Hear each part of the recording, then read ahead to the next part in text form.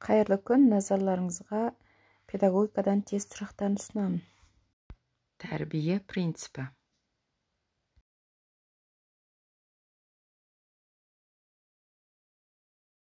Тәрбие процесінің мазмұнын, әдістерін анықтайды. Этикалық әңгіме.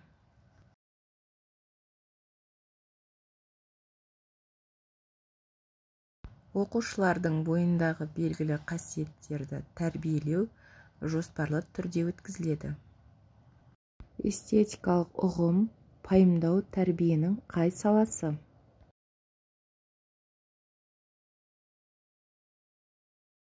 Эстетикалық. Тәрбие процесінің мазмұндық және процессуалдық бірлігі.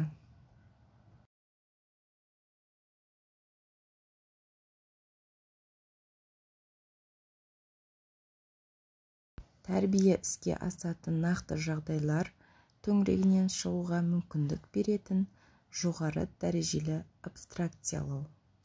Оқытуда басшылыққа алатын идея, негізгі талап.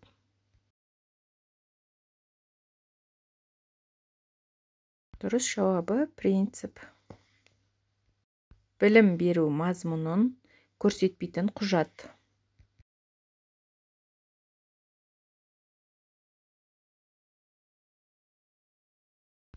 Сынып журналы. Каналыма тіркеліп, қолдау білдіріп кетіңіз. Инстаграмда, парақшамда пайдалы ақпараттармен бөлісемін. Мектеп шеберханасында, оқу тәрбие участогінде, оқушылардың өндірістік бригадаларында оқытуды іске асыруға бағытталған оқыту әдісі.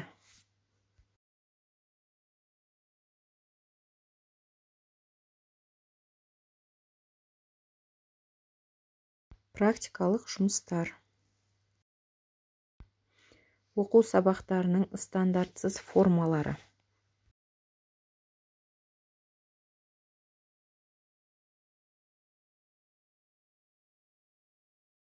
Дұрыс жауабы сабақ конференция, панорама сабақ, интеграцияланған сабақ.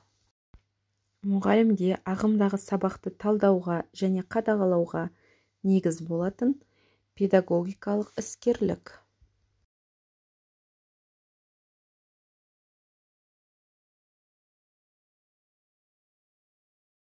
Әрбір шәкірттің жауабын зейін қойып тыңдау. Мемлекет саясатының өзекті мәселелерінің бірі.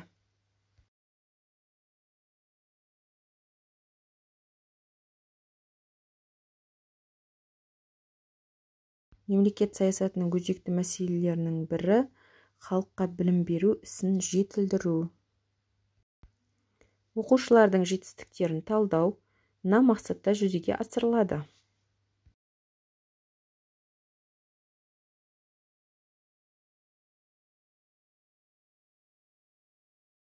Оқушылардың әрекетін тиянақтау және оқу процесін басқару үшін. Ғылыми және практикалық шығармашылықтың мұғалімдердің озат тәжірибесінің нәтижесі.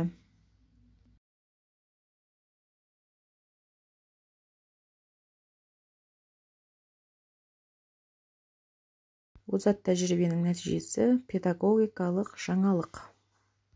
Оқу бағдарламасының белгілі бір тақырыбы немесе тарауы бойынша өтілетін сабақтар, оқыту, тәрбиелік үрдісі білім беру, дамыту және тәрбие беру қызметтерін іске асыруының қолайлы жолдарын анықтайды.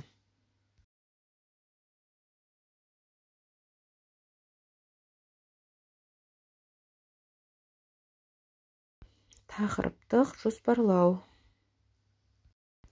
Сабақта оқушылардың белсенділігін арттыру үшін мұғалім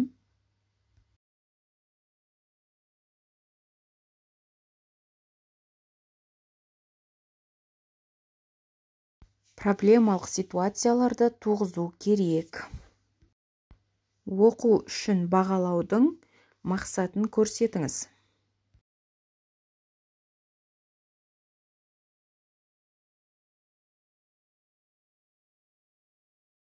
Оқу үшін бағалаудың мақсаты табысқа жетуге бағыт беру.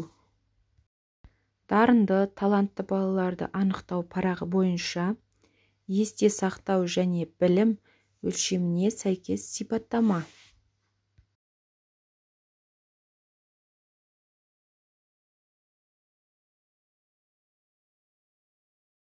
Олар ақпаратты біліп қана қоймай, оны пайдалана алады.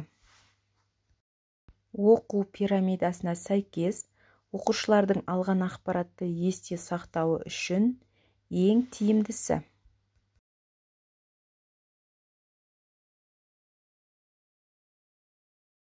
Өзгелерді оқыту. Оқушылардың өз идеяларын дамытып, толық жауап беруіне көмектесетін сұрақ тәсілі.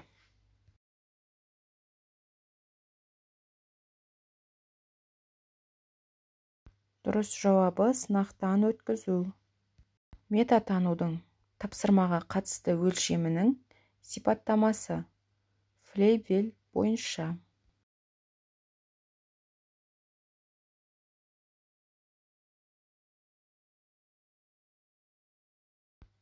Тапсырманы орындауға қажетті стратегияларды білу. Оқудағы зертханалық эксперименттер нәтижесінде төрткі реакция моделі әзірленген тәсіл.